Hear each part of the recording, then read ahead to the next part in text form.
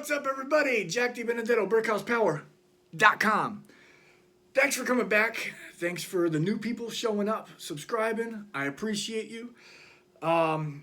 If you're new to the channel, please consider liking. Please consider subscribing if you like the information. This video is brought to you by a comment on my last bench press video.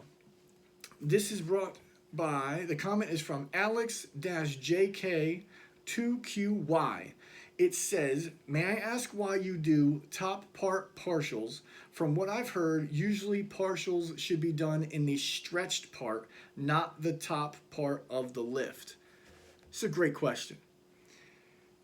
For powerlifters, we do partials, 1 board, 2 board, 3 board, so on, because typically we're trying to work a sticking point, we're trying to make our triceps stronger, we're trying to get extra work in that range of motion. Other reasons can be, specifically for me, why I was using it, is because the calcification that I have on my tendons, in my shoulder, it does not allow me to bench press full range often. So every other week I have to do partial range of motion, and then the next week I do full range, then partial, then full range, then partial and full range. This has allowed me to continue to progress in my bench press without falling back. It's taken the stress off of my shoulder enough to where I can continue to train. This usually is the case for masters lifters, olders lifters, or lifters that have a higher frequency in bench press. Anybody that bench presses more than twice a week will typically have a day where they're doing not full range. They're doing some kind of variation of bench press, but it's still a bench press in itself. Now, for the bottom end, the stretched part, powerlifters can still do this, and they probably should to a certain extent. It's a great way to grow your pecs, hypertrophy-wise. You can use it as forced reps. So if you can't do any more full range bench press, and you'll see bodybuilders do this a lot, they start to do a couple down at the bottom, and that allows you to really push yourself to failure.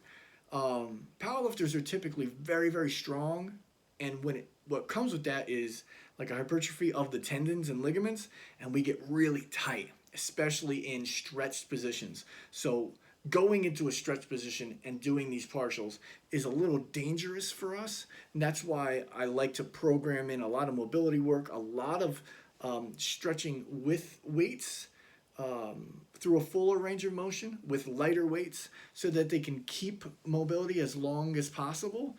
Because once you lose that range of motion, and if you kind of come out of that range of motion, once you get really strong, the injury rate just goes through the roof.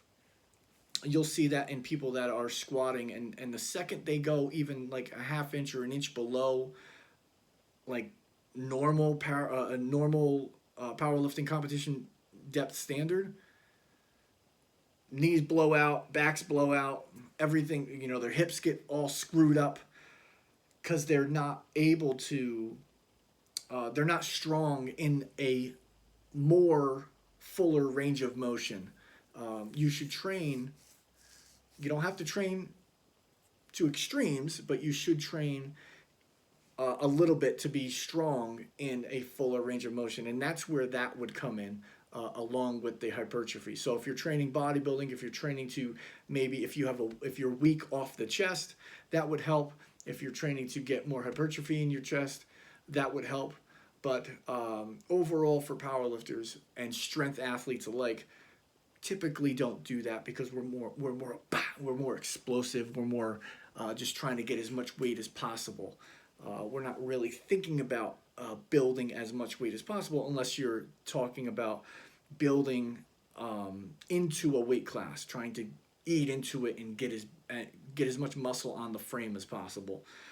I think that's probably the best answer I could give for this, and probably the most concise. You'll see Julius Maddox. He does partials that are at the bottom. He does those bench presses. Push-ups. And then you'll see people like Jeremy Hornstra. He's a 700-pound, high sixes pound bench presser, raw, and he would do partials from here to here. So it really depends on your weakness. It depends on what you're trying to accomplish. But other than that, I hope that answers your question. If you guys have any more questions or comments, leave them down below. Please subscribe. Please like. I'll talk to you later. Bye.